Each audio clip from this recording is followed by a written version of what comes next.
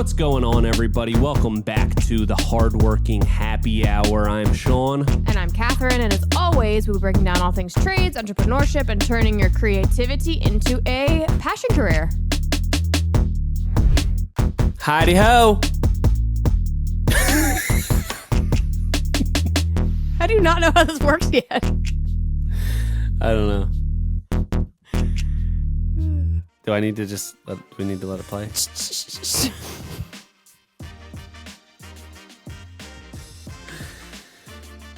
We're gonna roll with that. That was good. That was great.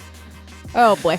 Well, you always started off with saying, you always say the first thing, and I was like, you know what? I want to say the first thing this time. You were ready to just jump in. You just jumped the gun a little too fast. I was chomping at the bit. Is it chomping at the bit or champing at the bit? Chomping. We've had this conversation so many times. No, have we? Yeah. Are you serious? Yes. No. It's chomping at the bit. It's a horse reference. Horse, yes. Yeah. Oh, that's right. Okay. Yeah. Anyway, what's up, everybody? Welcome to the Hardworking Happy Hour, where we definitely know what we're doing. Am I just at that All age the where time. it's just like, we've heard this story like 100 times, and I'm like, really? I don't remember that. Okay, well, anyway, how you doing? Pretty good? I'm great. How are you doing? Pretty good. Can't complain. You know what? Actually, I'm doing excellent. Beautiful. I take back the pretty good. I replace it with an excellent. Well, one thing I did want to talk about leads us into our guest this week, because last week, well, we haven't even had like a chit-chatty episode in a while because we've just been having a couple of guests. But last week, I got to do a career fair at the high school that I graduated from. And it was so lovely and so nice. And I just had the best time just indoctrinating the youth into our ways. And it was so fun. And I really wanted to talk about it, which I'm still going to. But we have this guest on who he is also working really hard to bring the trades to the youth. And we'll get into his whole story in a little bit. But I just wanted to talk about this career day at our high school. Yeah, I wasn't invited to. Well, you were invited, but then you big-timed them, so they got offended, and they said, you know what, Catherine's more interesting. She's got a more interesting story, so... Yeah, and all the kids wanted to know is, have you worked on any famous people's houses? No, that was another person with a career. That was not a student. Oh. Mind your own business, dude. Like, what, they sell insurance? They did sell insurance. Of course they did. That's exactly what they did. Of course they did. Yeah. It was pretty funny because I just want to say it is impossible to make selling insurance sound cool to a high schooler. No, here, you want to know what the in was? How much money they made. That's the only thing they got. Spreadsheet of like year 1 you're gonna make this, year 2 you're gonna make this, year 3 you're gonna make this, and that was like they had a whole pamphlet about it. And then they came over to my thing and they're like, well, how much money am I going to make? And I was like, well, it depends on a lot of factors and how hard you're willing to work and if you want to be the boss or not. Like, and kids are like, well, okay, I don't care about that.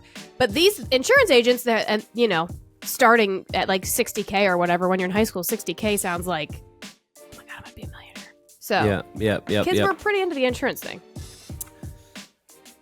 Which, lovely, viable career as well. I'm not poo-pooing on insurance salesmen. I am. I can't think of a career I would be worse at. No, I'm just kidding. Yeah, I'm such an optimist that I don't want to be like, well, I'd hate to see your house burn down. You're going to need insurance. You really got to sell like the negative thing. Exactly. That's what insurance is. And really, it's the oldest mafia. Yeah. Oh, that would be, this is a beautiful place. Hate to see it burn down to the ground. All your memories gone. Smoldering pile of ashes. Yeah, that's what insurance is. The mafia does that. Hey, it would really be a shame if somebody destroyed this place, huh? We can actually offer you some protection on that. Make sure that kind of stuff, because that stuff's been happening around here, if you get my drift. So, the juice is running, and we still might burn down your place. I don't know what is happening right now. Yeah, we're going off the rails. Right off the rip. Anyway, this is going to lead in greatly to our guest. Did you want to talk more about the career fair? A little. That's fair. Go ahead. No, it was really lovely. There were so many different career options. A lot of emergency services were very well represented there, and they had fun stuff. Like you could try on a fire suit, or Did they have like a real dead body? They did not. They should have. No, that's horribly. Well, I've told you that. I mean, one that before. died of natural causes. When I was in 8th grade, we went to a Scared Straight thing at the Cooper Trauma Center. Have I told you that story? Because I've said it 1,000 times. Yeah. I mean, I don't know if you've told me this, but like Riverton has like 3 stories. And that's one of them. That's definitely one of them. Yeah. Everyone has this collective memory of this thing. Go ahead. You saw a dead body? Yeah, we did. They took us into the morgue of the trauma center because it was like a Scared Straight thing. For what? Scared of what? Drugs and crime, I guess. Yeah. Kids from Riverton were scared of everything. You guys were like the most sheltered little town ever. This is the last town that needs to go to a Scared Straight program. I completely agree, but it worked. We all turned out pretty good. Dug your heels in even more. Like, oh my God, I really got to stay on the straight and narrow. Yeah. Well, anyway, so back to the career day because that's a whole other story. But no, what? Oh, no. Do not just glaze over this. What was the lead up to this? Yeah, you guys think everything's gonna be okay, huh? Well, check this out. It's a dead body. Why? Why were they showing? And what grade were you in? We were in. It was either 7th or 8th grade. Probably 8th grade. Okay, I think it was 8th like grade because it was right before we were going to high school. This was our Scared Straight. You're going to high school. Yeah. I don't remember how it was sold to like our parents, but it was a Scared Straight thing. We go to the hospital. They pull us into, and this is Cooper Trauma Center. It is Camden, New Jersey's like top tier trauma facility. You get airlifted into this facility. It is the really gnarly stuff goes to that hospital.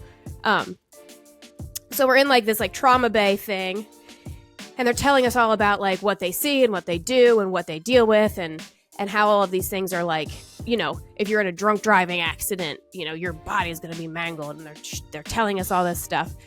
And at the time, it is a trauma bay in a hospital that is currently working and active. So there's just like curtains separating us, just like kind of curtains. Mm-hmm. And at one point they tried to wheel somebody into the little curtained off area that we were in. So we saw somebody who was very injured. That was horrific. And then they took us to like this classroom environment, and they showed us a bunch of pictures of like, this is a drug deal gone wrong, and this guy splashed green paint on his girlfriend and lit it on fire, and this is what you look like when you have a machete in your face. Nuh-uh. And all of these things can be corroborated with any of the other people that went to this school with me, because it was gnarly. But they were like real life trauma photos. And then at the end, they took us down into the morgue, and they pulled out body bags. And then there was a baby body bag too. Oh my God! And that what? One, we were like, okay, we get the vague concept of the rest of this. Why are you showing us a baby? That's not. Why would you ever do that? That has nothing to do with like this baby was into some bad stuff. Yeah, that's like it was a horrific. It was gnarly. And they only did it for a couple of years, then they stopped doing it. So I wonder why. Yeah, it was. That is insane. That is the most insane thing I've ever heard. Yeah, it was like crazy. What? Yeah. And get your life together. You don't want to end up with a machete in your head like this guy. Yeah. That is insane. I have so many I have so few traumatic memories. Yeah. Actually, I have so few just memories from when I was a kid that you remember like so distinctly. That is, I can remember every second of that field trip. I remember what the hospital smelled like. Like, that was a gnarly experience. That is, I don't even know. I guess with that, do we just lead into the episode? How did we get here? Oh, yeah, because there were emergency services. And you got to try this time on. But anyway, so back to the career fair. I really wanted to bring stuff for the kids to like tools to try out and all that kind of stuff. With, yeah. But like everything's kind of a weapon, so I couldn't really even bring anything. So I brought like building plans, and I showed them all our pretty pictures, and the vlogs are playing in the background. But I was like, the kids would like this a lot more if I could bring some tools in here that they could mess around with, or like, you know, build a box or something. But because they don't even have workshop at that school anymore, wood shop. They don't. No. So no. But anyway, so I'm really into. So I feel very passionately about. I want to go to this Scared Straight thing. Again, like, whoever was in charge of that was probably like, they probably got so jacked up, like, Oh, check out how freaked out. Like they probably went home and were like, oh my God, these kids were like the nicest little sheltered kids. They were so scared. I freaked them out so bad. Two kids passed out. I'm surprised everyone didn't pass out. Who was it? I'll tell you afterwards. Okay. Oh my God. All right. Well, do you have anything else to say about this? Well, yeah, because Okay, go ahead. I'm just going to stop talking. Go ahead. I feel very passionate about this cause because, as I have said 1,000 times on this podcast, I started one career in the corporate world, blah, blah, blah. Thought that's what I was supposed to do. Worked my way up, blah, blah, blah. Moved into the trades by choice, and I just love it. And I just am so passionate about telling people how, like, not that you even need to go into the trades to be happy, but that you have so many options that you aren't even aware of and they don't tell you about. So I'm into this being a force for telling other people that there's just like, don't be afraid to blow up your life if you're not happy with it and try something else. Because that's what I did and I love it. And also, now I'm going to go do career day at my niece's, and they're in kindergarten though. So I think it's going to be a bit of a different experience, but I'm very excited to go be a construction lady at a little kindergarten career fair. Okay. Aren't they a little too young to get into careers? But you got to. No, I think they start working around then. Okay. Yeah, I guess so. I mean, how are you going to be somebody in the trades that in 30 years can say, I've been doing this since I was 6? Yeah, exactly. These kids need to get started now so that when it's important we get them in there. Do those comments, they're telling the truth. Yeah. All right. So today's guest is Mark Hedstrom from the Skilled Careers Coalition. He is the executive director, and their mission is to hang on. Let me get the blurb.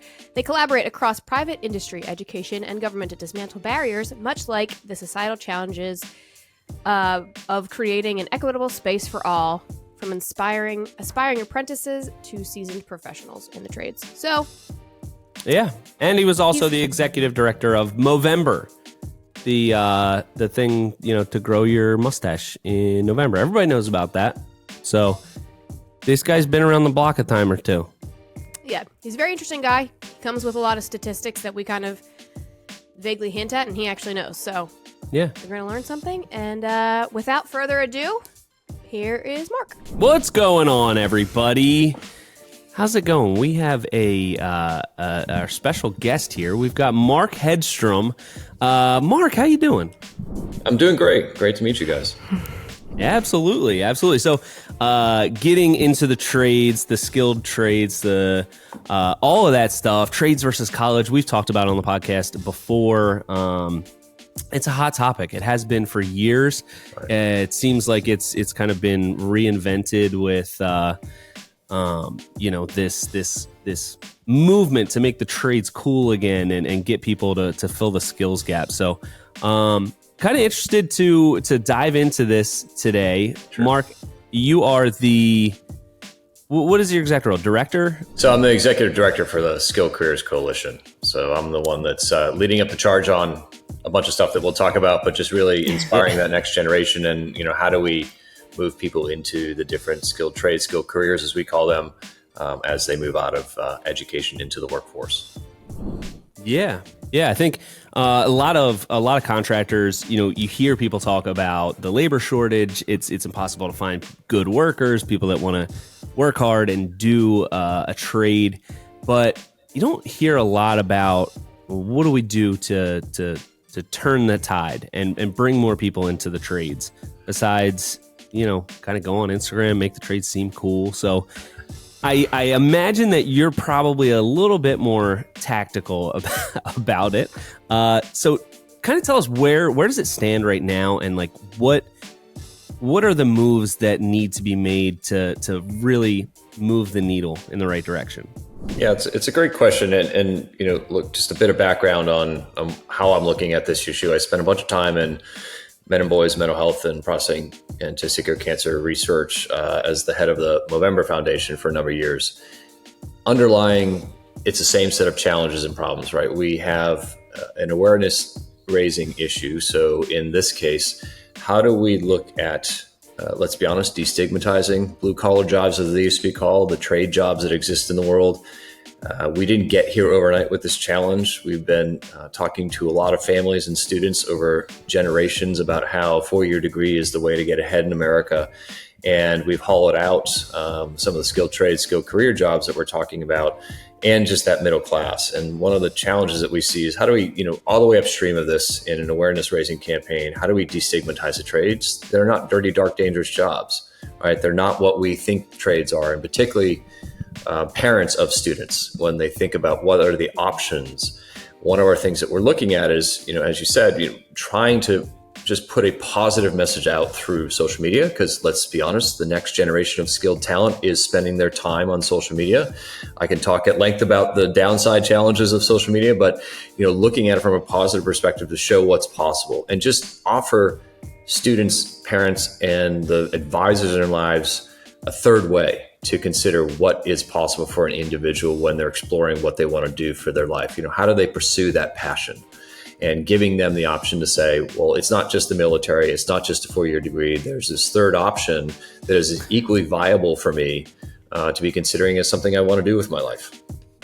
Yeah. So when you said third option, I'm like, okay, college, trades, and I'm like, what's maybe just sitting around and kind of doing nothing? That sounds pretty cool. Military, that makes sense. Yeah. Fourth option, do absolutely nothing and just kind of rot away.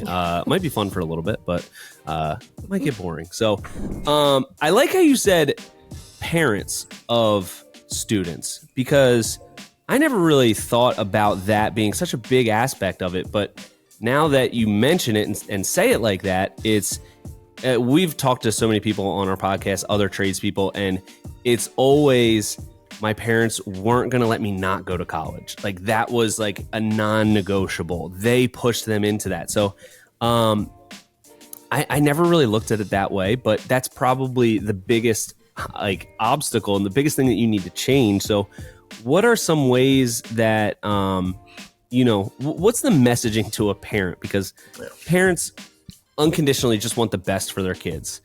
So it might be misguided that they want everybody wants their kid to go to college, but what's the messaging to a parent who ultimately wants the best for their kid? Yeah, and we spent a lot of time thinking about this, and we did some initial research when we stood up the Skilled Careers Coalition. We were looking at sentiment among students, so those that are currently in middle school, high school, with respect to skilled careers or skilled trade jobs. What was their sentiment? What was their understanding of it? What was their interest in it?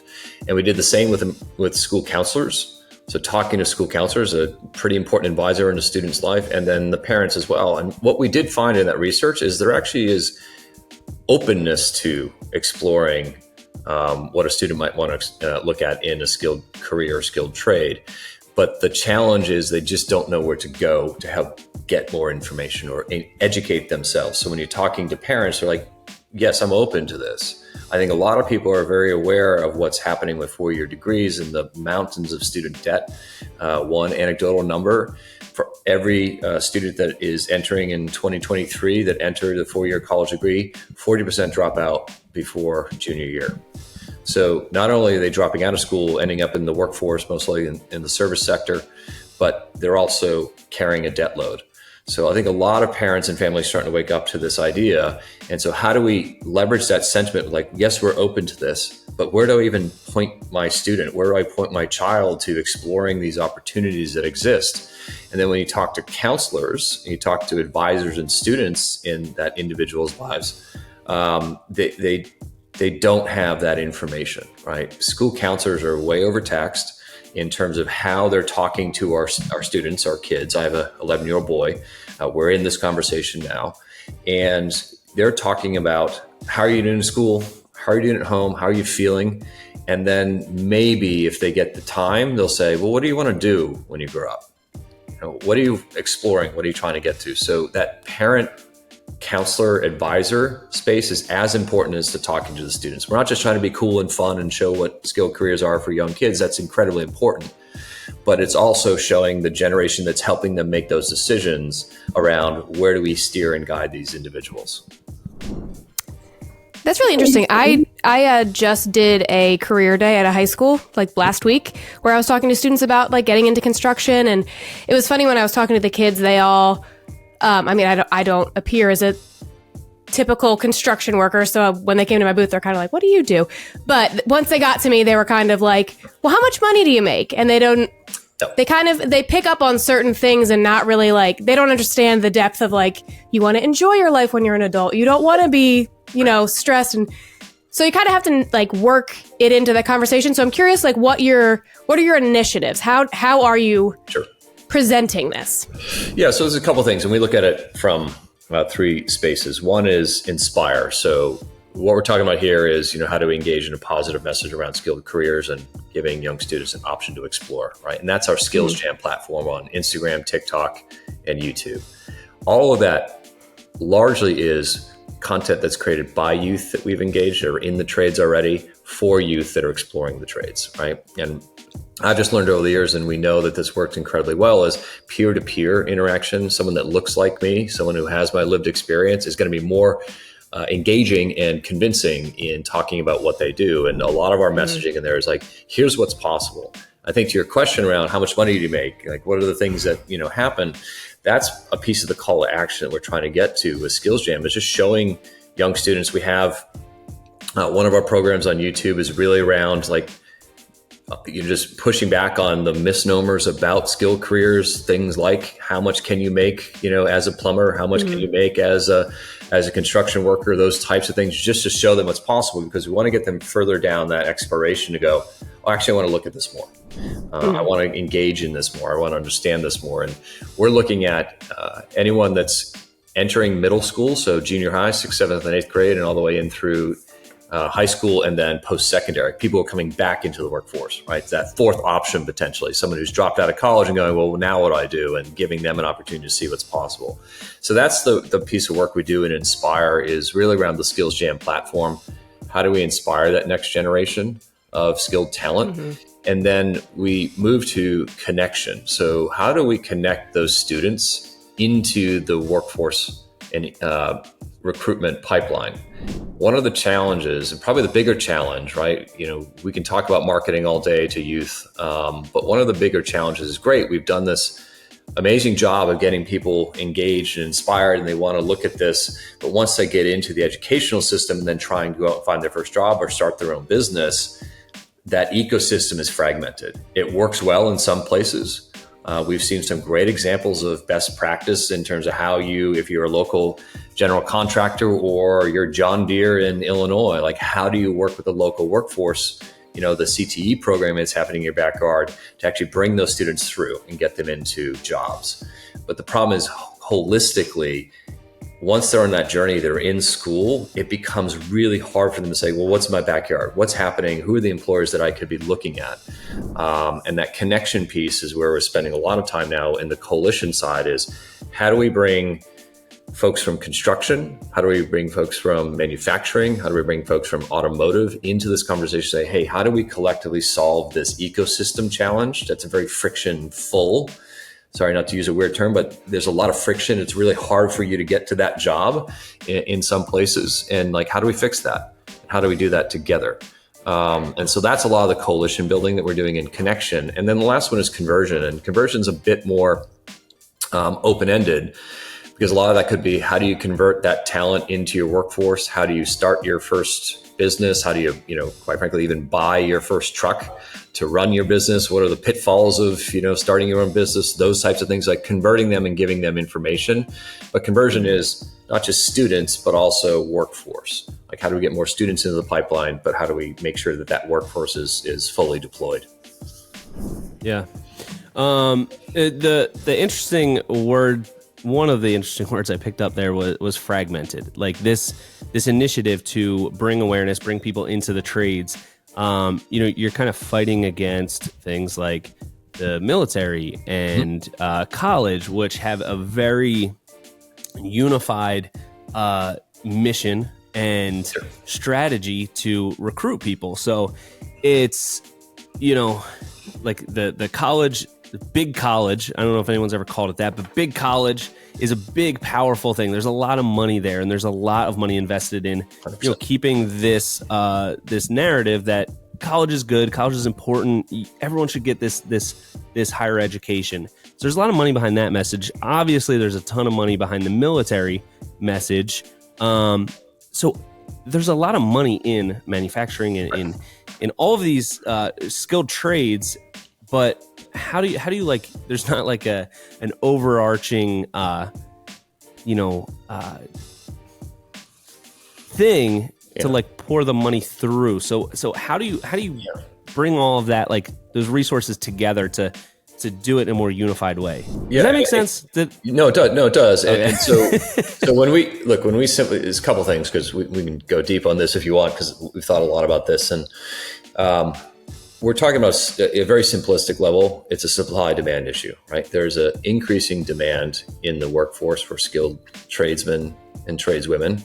So just want to acknowledge, when we do some of our work, one of our ambassadors is a plumber Paige. She's amazing, but showing women that it is possible to work in the traditional male construction trades and other parts of the skilled career workforce that they might not have thought about. So again, back to that by youth for youth, showing a woman who's in plumbing what's possible for girls or young women who want to explore that. Yeah. The bigger piece, though, when you step back and look at, I think a couple of things you said there, which is some of the things that we're looking at. So to give some data points here, right? We're talking about a supply demand issue. In four-year educational system, give or take, they're spending about $1.6 billion on marketing to parents and students every year. That a four-year degree is the pathway for them. The military is spending about 1.3 to do the same thing. The military is right for you. Here's an interesting point about the military, though, right? They're talking about recruitment into the armed services. If you've been watching football lately in the last year or so, you might have seen on the sideline somewhere something that said buildsubmarines.com. You know what that is? That's the U.S. Navy. Why? Because they don't have the skilled welders and workforce to actually build submarines anymore. So it's not just about the above the line military armed service members. It's also about those who have to build the defense infrastructure. So they're struggling with this as well. And those are skilled career jobs. Those aren't, someone going right into the military and basic training. Those are people that they're trying to bring into the workforce to actually build the defense system. So that challenge of 1 point whatever number in two other areas, when you look at it from a skilled careers, a skilled trades perspective, everyone's kind of doing it, but it's disparate. And our observation there, and why we set up Skills Jam and why we're partnering with people in industry and strategic partners like Skills USA is, well, we're all spending money on this issues, but it's going in different places and spaces. There's not a unified message around what are we trying to do here. And so I would argue there's probably hundreds of millions of dollars in this space around skilled careers, but it's disparate. It's all over the place. We're not kind of aligning on, well, when we come alongside, and again, we're just looking for a third option. We're not saying that it's better than or worse than anything else, but here's another option for you to consider, parent, student, around skilled careers. There's hundreds of millions of dollars probably being spent in the space, but no one would be able to kind of come up with the actual number in terms of what it is. But if we start coalescing and bringing those resources together and leveraging that central message, a skilled career is a viable option for you, student, or you, parent, for your student, then that's going to help us go, well, how are we coming alongside and building the same awareness and marketing engine that you see in those other two areas?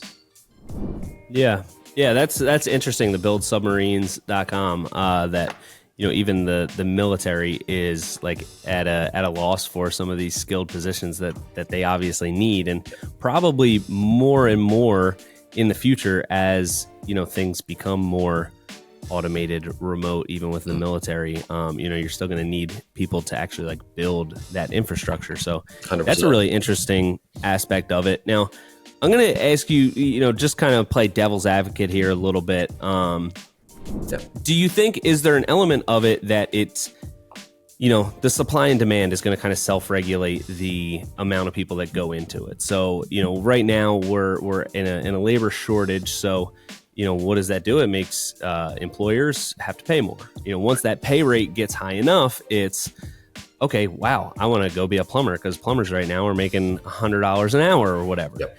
And then, the market becomes so saturated and everyone, wants to be a trade person. It's like, okay, well, now there's too many workers and, so, do you look at that as something that is, naturally almost going to take care of itself? And is that a good thing? Is it a bad thing? What are your thoughts on that? Yeah, it's a good question, but I think it requires a nudge. When we look at the numbers in that supply demand challenge, right, we have an overabundance of demand across different sectors, including construction, manufacturing, industrial, right, and service type careers. So we're talking about physician extenders, firefighters, police. The challenge in that space is right now it's outsized. So if you look at the total market that we're talking about, and sorry, I'll go back to some marketing numbers. So there's about 65 million individuals between the ages of 10 and 24 right now in the US. It's the second largest generation since the baby boomers. It's massive. And you look at what's happening is you have also a ton of retirement, right? Everyone's talking about the silver tsunami that's coming on the other end with the other large generation we had. You have a smaller generation in Gen X, and then you look at that 10 to 24 range, you've got 65 million individuals in that space. Now you add in second chance, those that are coming out of the prison system. We need to put them into jobs. You look at veterans that are coming out of the armed services or armed service members that are sitting in that space. And then, like we talked about, those that might be option 4 sitting on their couch. How do we re-job them? How do we bring them back in? They've dropped out of college, they're sitting on their parents' couch. Well, there's an opportunity there to bring those people into the workforce. So when you look at that number, right, and this is part of the challenge that we're trying to tackle within the connect piece of the work is when you ask manufacturing, you ask people who look at this space, Bureau of Labor Statistics as an example, you say, well, how big is this gap and where is it happening? The number ranges anywhere from 5 to 8 million. And when you start double clicking on, well, is it all plumbers or is it a combination of things? And the answer is somewhat. We have the data, but no one's really kind of looking at it holistically.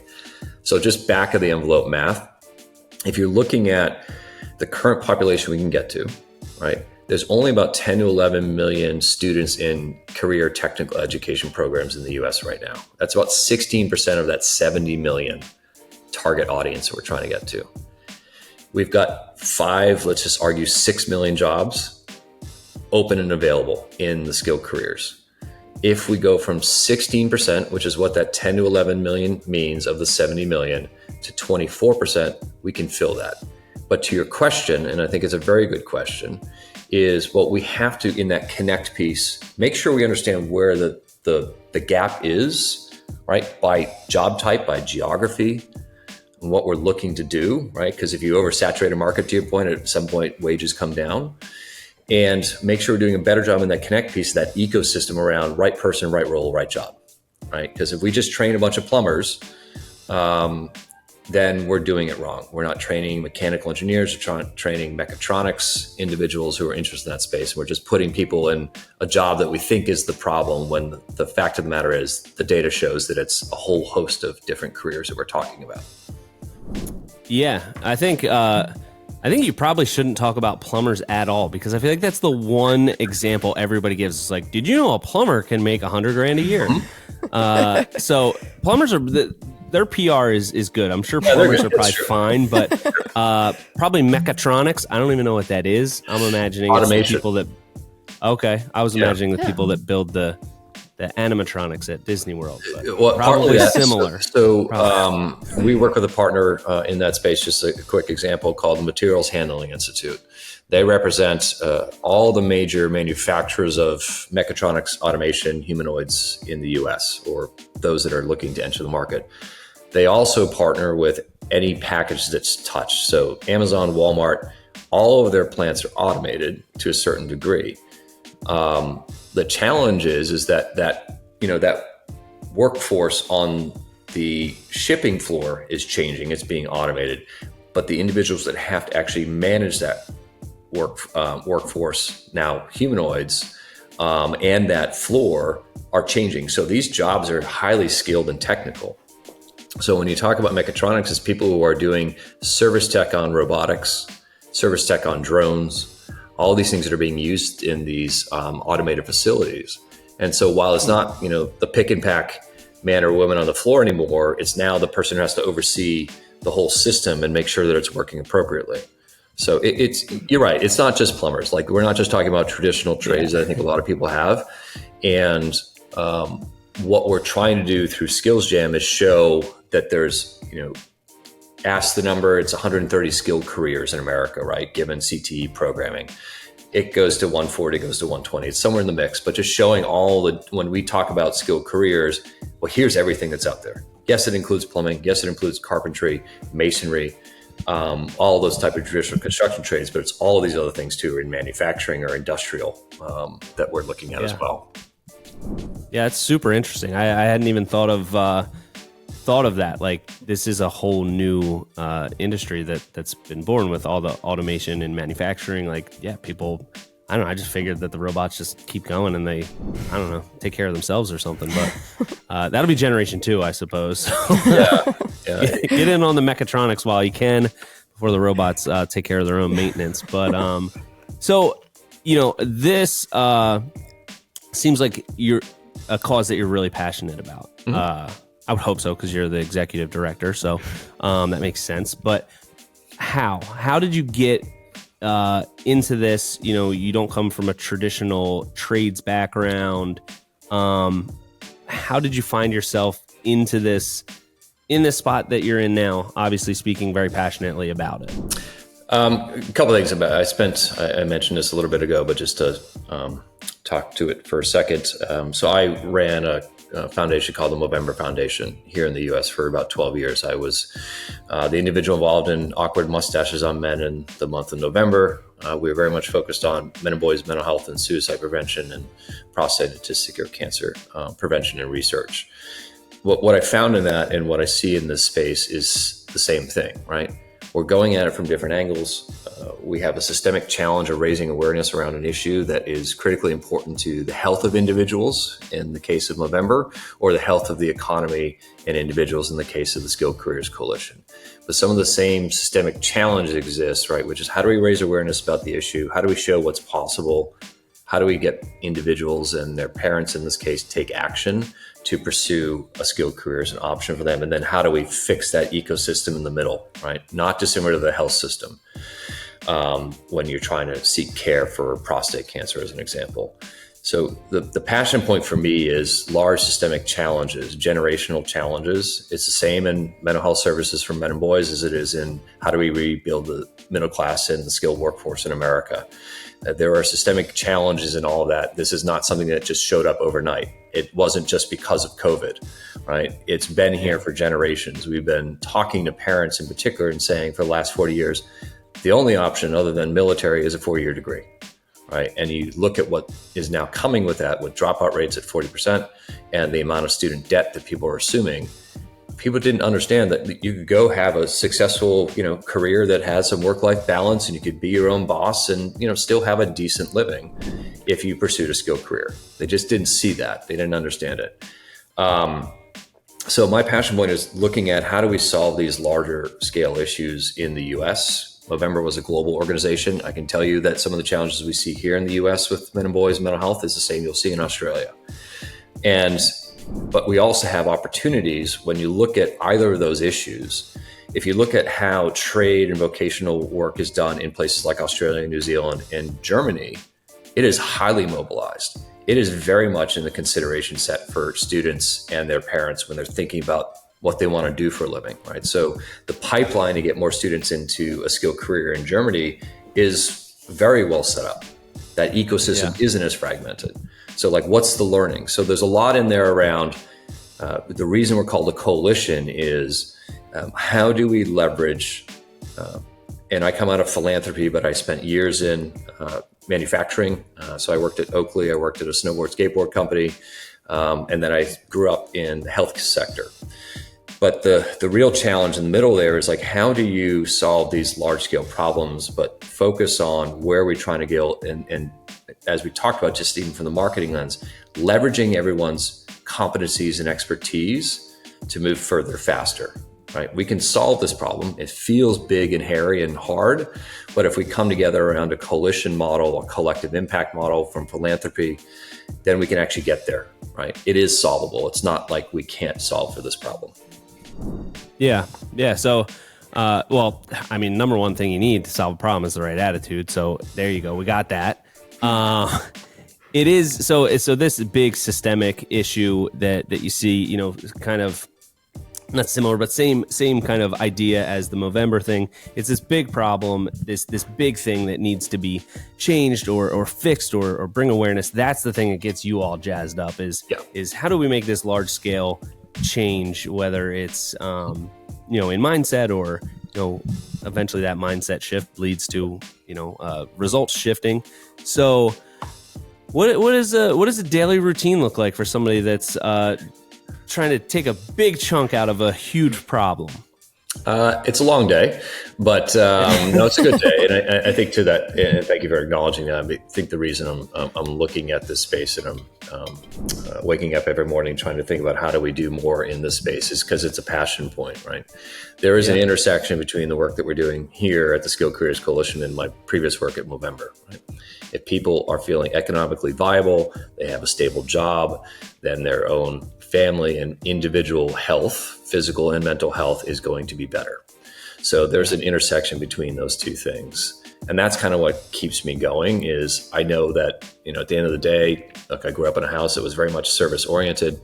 I'm a product of a 4-year degree, so I understand that, you know, what my parents were getting hammered with and what they hammered me with. But the reality is that, you know, on reflection over years' time, it just, that service call kept coming back. And my hope is, you know, going from creating products in the world like snowboards and skateboards to actually creating social good in the world, and social impact is why I want to spend my time in this space. Yeah. Do you feel like there's a lot of pressure for your 11-year-old son to get into the skilled careers? Are you kind of like, you know, really drilling that into him? Like, you're going to make dad look really bad if you go to college, kid. No, it's interesting. It's a good question. You know, on a personal level, it's probably more, although my partner's come around, it was probably more convincing her that this was an option. We're both, you know, she's double graduate degree, but we also grew up in a time, I'm an Xer. We also grew up in a time when that was possible, you know, where you could go and get a 4-year degree and still have a viable career. But the challenge is, if you actually look at the data, the Fed Reserve of St. Louis has a lot of data on this. The return on investment in a 4-year degree is negligible at this point, right? So when we're looking at our son and saying, hey, there are 3 options out there for you, and just encouraging him at this age to start exploring and talking to him and saying, like, what interests you? Do you love working with your hands? Do you like building things, right? Are you into computer science? You know, and trying to help steer him. And that's a very anecdotal thing, but it absolutely, no, he's not being pressured to go to the community college down the street. But, you know, we've also said to him, I said, you know, look, we've set aside for your education, however that education shows up. And based upon what you decide, we can support your education. There are definitely options if you decide to go to a more, let's be clear, quicker and economical route through a skilled career. Then whatever we set aside for you is for yours to manage and deal with, right? If you want to use that funds that might have gone to a 4-year degree to go buy your first truck, all in, let's do it, right? So just giving kids those options, and, you know, it's an anecdote of one and everything else, but that's what we're thinking about here in the house. Yeah, I get that question all the time because I own a business and I have a 4-year-old son, and they're like, "Oh, he's going to take over the business one day," and I'm like, I doubt it. If he's anything like me, the last thing in the world he's going to want to do is work with his dad. So I doubt it. He'll probably end up going to college, but I think that, you know,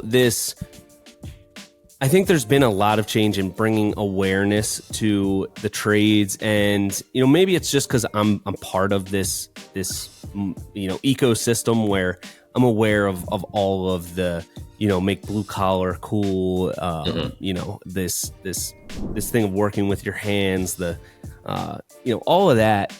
You know, I see it all the time. Are you seeing like the mindset shift around like, maybe 20 years ago, blue collar skilled careers are kind of looked down upon. Whereas, are you getting less of that and more of, I guess, a more tactical pushback from it? Like, is that mentality shifted around it? Do you see that at all? Yeah. Or is it just because I'm in it? No, I think from the outside looking in, I think that's the question, right? Yeah.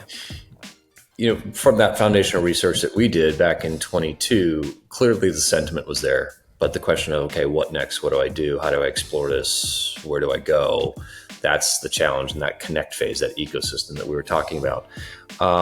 No, I think there has been a massive shift in the understanding of the challenge. And again, this comes back to central messaging, right? Like, how do you talk about an issue in a way that identifies the problem, and then what are the solutions to actually solve for that problem? The indicator for me as to whether or not I was doing my job in my previous life around men's health was when it ended up in, the Washington Post, New York Times, or Wall Street Journal. This conversation is happening in those spaces. So I think there has been a shift in 20 years ago, we weren't even focused on it. No one was talking about this labor gap, right? To now it's actually in those types of periodicals and conversations where a lot more people are aware. In fact, we're backed by philanthropists who have large scale change systems in mind. And this is one of them. One of the individuals is very concerned about what's happening to the American workforce. And it's quite frankly, the strength of America in terms of the economy. And so he's looking at it that way. We're looking at it that way. And the reality is it's now starting to show up, right? Yes, you see a lot more like it's cool to be a tradesperson, right? That wasn't there 20 years ago. But the indicator for me and it's not just us, this is a combined effort, is that it's out in the conversation in places and spaces that more people are being educated about what's possible, what the challenge is, but also what's possible. And I think that's a really good indicator. The question and the challenge for all of us is to better align on that messaging and keep our foot on the gas. Yeah. Are you able to say who your funders are? We actually work with anonymous funders. So, but I knew you were going to ask that. I think look, the opportunity that philanthropy presents is when you have funders like we do that focus on large scale issues, saying what do we think the problems or solutions are that we can bring alongside, right? And there's always going to be a mindset in philanthropy of how do we add to what's already happening, not detract or distract from what's already happening. So when we look at that space, and that's why I talk about collective impact models, which probably seems weird and wonky for some of your folks, but that's really what philanthropy is based on, is like we're all spending time on this issue. In my world, it was prostate cancer for 12 years. We're all spending money on trying to solve for this problem. Wouldn't it be better for us to all align and leverage our investment in that issue together, because that's going to allow us to go further faster? That's collective impact. That's how it's actually defined. Like, how do you bring people together, your competencies, my competencies, because if we do that, we're going to get there quicker. Yeah. What are some action items that we as tradespeople most of our audience is tradespeople, skilled trades workers. What is something that we can do as an action item to help move this forward if we decide, we're talking about it all the time, but what else can we do to be actionable on this? I think there's a couple things that we've been looking at as well. And we didn't talk about this, but it is something we're engaging in. So in our Inspire space, we've been working with Ty Pennington. He did our Champions League last year. He's coming back on board this year. He's working with Plumber Page, who I mentioned. So you've got that generational conversation happening in an Inspire space. So what's interesting about that space, and to your question, mentorship. How do you, as you're thinking about your free time, you're thinking about how do you give back in your own community or your own backyard? Is mentoring that next generation of talent in construction or some of the skilled trades you're focused on, or that you do yourself, something you want to do? Because we don't talk about this a lot. There's also a supply demand issue in CTE educators, right? We don't have enough of them. So if we start building this really big pipeline of students who are interested in construction trades, but there aren't any construction educators, people coming out of industry with tons of experience, there to help them and guide them, then we're missing the mark. So when I think about your audience and where you guys spend your time, it's how do you engage in the local community? You have business challenges with hiring talent and workers, but okay, so who's down the street who's teaching my next generation of workers, or where do I source them, or where do I go? There's workforce development boards, there's employers, there's CTE schools in your backyard. Like, how do you engage? I'm not saying everyone has to become a mentor, but if that's something that drives you, a lot of your listeners and the two of you have a lot of talent and knowledge, and imparting that talent and knowledge is incredibly important. So mentorship around what you're doing as a skilled trade is as important as anything else that we're talking about. Yeah, I think, and it seems like the apprenticeship kind of model is something that is, besides the union, is a little bit, kind of, I don't want to say dated, but it's like you don't hear about that as much, where everything was so localized. It was like, this is the town chimney sweep, and now he's got his new apprentice, and oh yeah, there he goes. He's learning how to sweep those chimneys or whatever. But you're just trying to move away from the plumber example. I get it. Yeah. Plumber really. It's. I'm just gonna stick with plumber for now.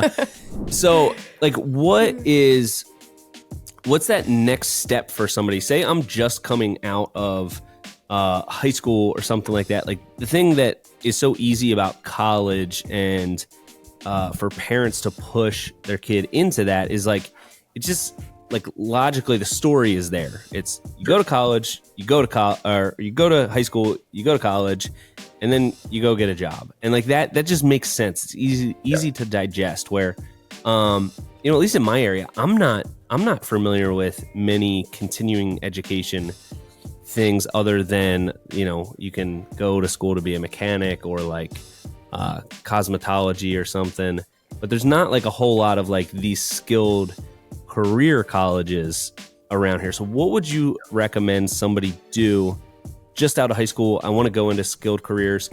Do I look for a local apprenticeship? Do I try to find some sort of schooling? Like, what is that, and what do you think? Do you think there should be infrastructure around, like, this is the technical school that you go to? Like, we need to have these everywhere. Yes, and I would argue, even in the space of, there might not be a technical school or college in your backyard, but you probably have a local community college or college in your backyard. And when we talk about the shifting and focus on education, right? So I live down the street from UCLA. UCLA has a massive facility and footprint, probably underutilized, and may become more underutilized as more people choose not to do a 4-year degree. Well, how do we take some of that footprint and actually move it towards technical education? There's no reason we shouldn't. There's no reason we can't use that infrastructure. But when you're looking at this issue, and we've talked to trade unions about this challenge, and one of their challenges, and some of the other people in the space, we talked to the head of workforce development for John Deere. They all have the same issue, which is like, they have to get out into that local community and work with those local technical schools. If they're not available, some of the challenges is like, how do I bring someone into my programming and short circuit the 1.5 years of apprenticeship or whatever it is, or educational training, and start paying that workforce now. So you're seeing a lot of industry now just saying, well, actually, let's bring them right in. Let's give them the internship and the opportunity within our 4 walls. Let's get a free look at them, for 18 months. Are they skilled, but also they have the soft skills to be an employee for our organization? So you're starting to see people. It's just a very fragmented system. So, a lot of unions will tell you that they have these apprenticeship programs, but the students don't know they're available, or they're not available in the backyard. It's convoluted. And if you think about marketing, when you go buy a product you see online, you're like, oh, that's cool, I want that. Think about that from the framework of, you have a student who's very interested and wants to go down the pathway that you want them to go down because you need that employee. Once you create all this friction in the middle, you lose them, right? They go on to something else. And so you've got to spend better time. And I think that's been a struggle for apprenticeships, is there's money out there. But the the awareness around that opportunity is challenged. Some people are doing it very well, and I think that's the other point to make. Like, there are best practices out there. So we've just spent some time with John Deere in downstate Illinois on their factory floor looking at their welding program.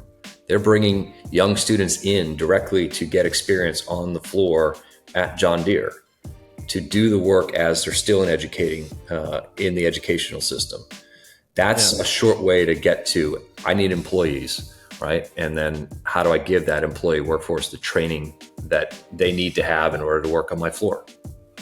Yeah. And if you can lead with just one thing when you're approaching either a parent or a student, do you lead with the narrative that plumbers can make $100,000 a year? Like, do you lead with the money thing? Like, what, or do you lead with? What do you lead with?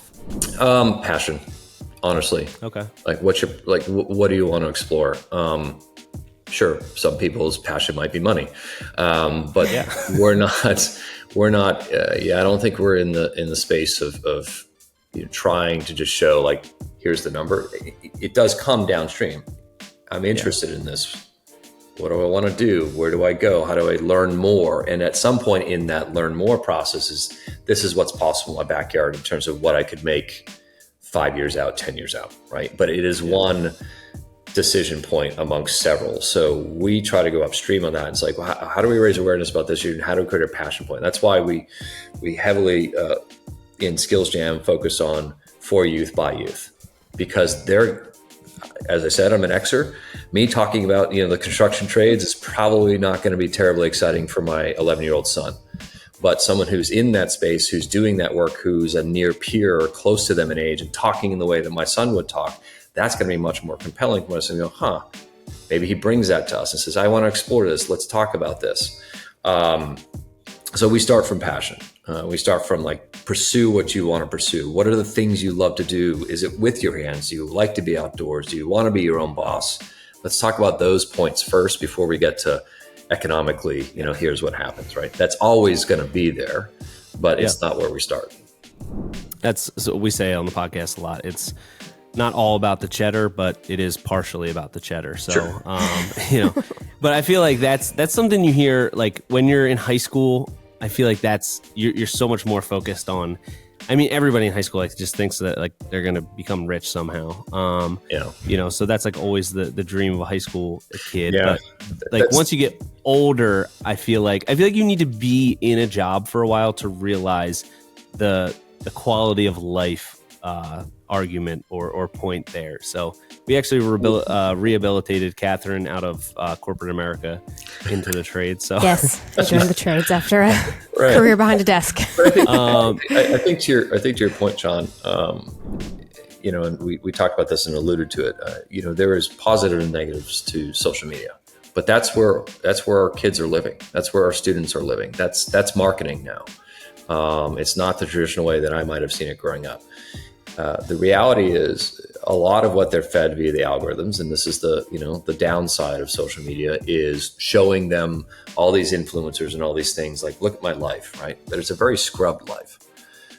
It's not really what's happening. And I think we've got to create the right balance in the space around how do we show positivity? How can things like social media be used for good while we're very clear that it also has some very dark downside impacts on individuals, right? So how do you get them out of this? Well, look at all the stuff that these people are doing online and how much money they're making.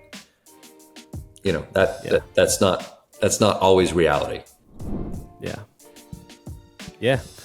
I mean, social media, definitely. It'll be interesting to see how it, like, really manifests in a generation that is, like, fully engulfed in it from day one of just, I don't know, as old as they need to be to get a phone. I wasn't on social media until I was probably, I don't know, how old were we, like 19, 20? When did that get invented? Something like that. Something like that. 2000, I can tell you when, 2004. 2004 is when Facebook came online.